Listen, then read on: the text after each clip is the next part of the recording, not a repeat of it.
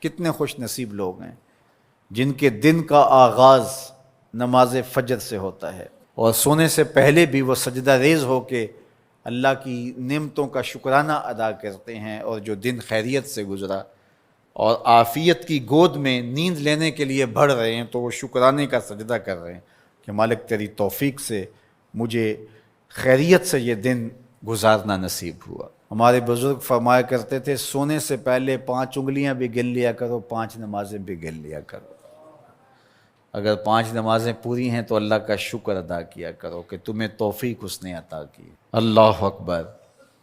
حضور علیہ السلام نے کچھ لوگوں کو دیکھا معراج کی شب کہ ان کے سر پتھروں سے کوٹے جا رہے ہیں، کچلے جانے کے بعد پھر دوبارہ سر صحیح کر دیے جاتے ہیں، پھر پتھروں سے ان کے سر کوٹے جاتے ہیں، ریزہ ریزہ ہو جاتے ہیں، پھر دوبارہ ان کے سر صحیح کر دیے جاتے ہیں۔ جبریل امین نے کہا حضور یہ آپ کی امت کے وہ لوگ ہیں جو نماز میں کاہلی کیا کرتے تھے، نماز میں سستی کیا کرتے تھے، نماز ان پر بوجھ تھا کہ یہ وقت ہو گیا ہے اب پڑھنی پڑے گی، دیر کرتے رہتے، پہلے پڑھنا ہی نہیں چاہتے تھے، اگر پڑھنی پڑھ بھی جاتی تو پھر نماز کی وجہ سے ان کے سر بوجھل رہتے تھے۔ آج ان کے وہ سر کوٹے جائیں گے۔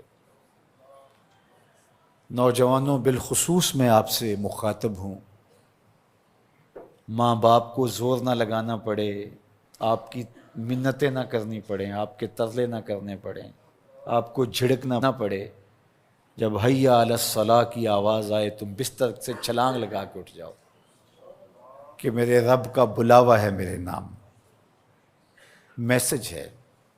طلباء سے کہوں گا کہ استاد کو بیدار نہ کرنا پڑے تمہیں، جب اذان کی صدا آئے تو خود اٹھ کر کے مصلی پہ آ کے بیٹھ جاؤ کہ میرے رب کا بلاوا میرے نام آیا ہے۔ اپنے ہم عمر لوگوں سے کہوں گا طبیعت کی کمزوریوں کے باوجود رب کے بلاوے پہ مصلی پہ بیٹھ جاؤ۔ نماز کا چھٹکارا نہیں ہے، رستگاری نہیں ہے۔ زکوٰۃ نصاب پہ واجب ہوتی ہے، حج استطاعت پہ واجب ہوتا ہے، روزہ صحت کے ساتھ مشروط ہے۔ اگر شیخ فانی ہے یا ایسی بیماری ہے روزہ نہیں رکھ سکتا، فدیہ دے دے۔ مسافر کو چھوٹ ہے، بیمار کو چھوٹ ہے کہ وہ دیگر ایام میں اس کی قضا کر لے، لیکن نماز کی چھوٹ نہیں ہے۔ بیمار ہے تب بھی پڑھے گا، صحت مند ہے تب بھی پڑھے گا، حضر میں ہے تب بھی پڑھے گا، سفر میں ہے تب بھی پڑھے گا۔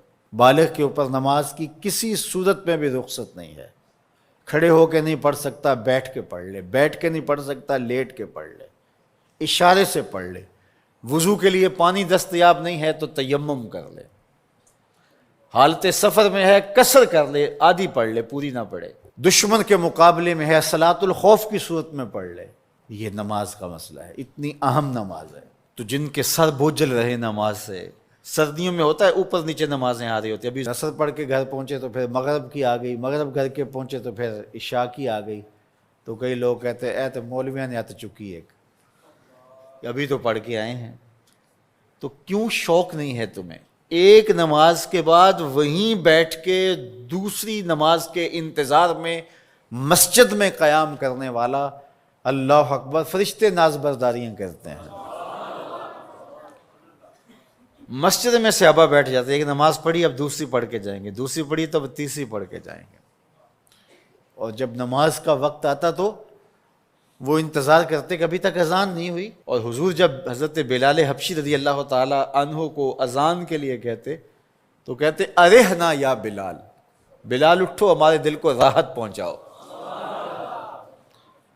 آنکھوں کی ٹھنڈک قرار دیا نا نماز کو، جعلت قرۃ عینی فی الصلاۃ، میری آنکھوں کی ٹھنڈک نماز میں رکھی گئی ہے۔ تو یہ دل کا قرار ہے، راحت قلب محمد ہے صلی اللہ وآلہ وسلم۔ اللہ اکبر، یہ معراج کا تحفہ خاص ہے جو ہمیں نصیب ہوا۔